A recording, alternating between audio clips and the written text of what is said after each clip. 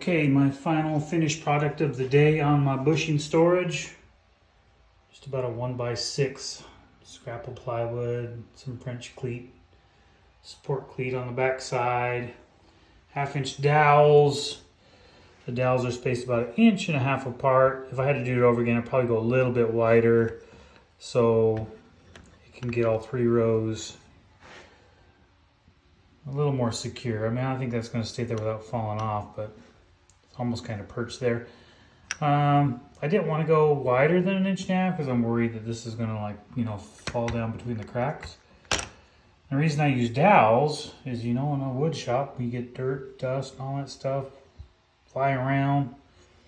One dowel so everything would fall down over time, or if I blow it with a blower, it'll blow down to the floor.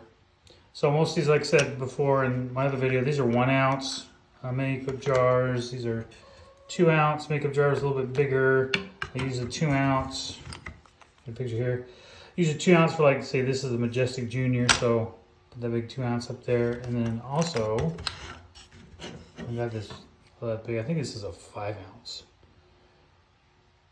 But anyways, I'm gonna use that for some of those kind of specialty mandrels that you use for some of the, not pen kits, but some of those other project kits like ice cream scoops or bottle openers, what have you. But that fits right back there. Rests right against the back of the cleat, out of the way. So with the total I can get on here, I think it was on the back row for the 1 ounce, it was like 18, if I remember right. 18 I fit in there. So yeah, doing some hard math there, I can easily go over probably 100 bushings on that one rack, and this rack is about 19 inches wide. So yep, now all I have to do is redo my method. My method in the past was always putting the thing on the top because I had these stacked in a storage box, and I just pull one off and look at the other one below it. But now I'm gonna have to scratch it or label it on the side, so as I'm looking here I can see it, a label here on the side. Probably keep the ones I use most up top, and then maybe some of those more one-off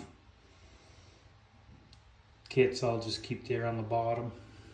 But yeah, I think it turned out pretty nice. Yeah, the only corrections I would do is maybe space those dowels just a little bit wider. But all in all, not bad. For all I'm into it is some paint and the dowel rods. And that's about, I have the plywood laying around. So, and as I'm setting my, call it my pen making room, still work in progress. But I have my bench here with my lathe, and then whoop, right over here in the wall is my bushings. So pretty easy. And still haven't got all my French cleats up. Got a few more I got to put up. This is exclusively going to be for pen making, small projects. I'm not going to do any big stuff in here because this is a small room, but it's insulated, so I have an unheated shop, so it does keep cool or keep warm a little bit better. But it's a pole barn, and the previous owner just kind of finished the room and insulated it.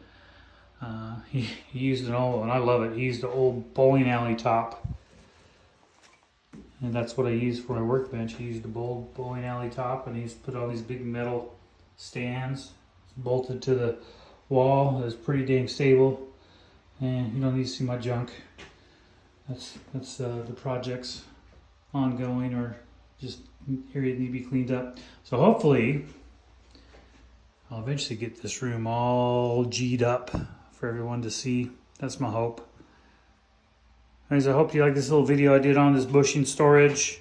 I'm new to YouTube, so I'll check and see if I could actually post links in my descriptions now.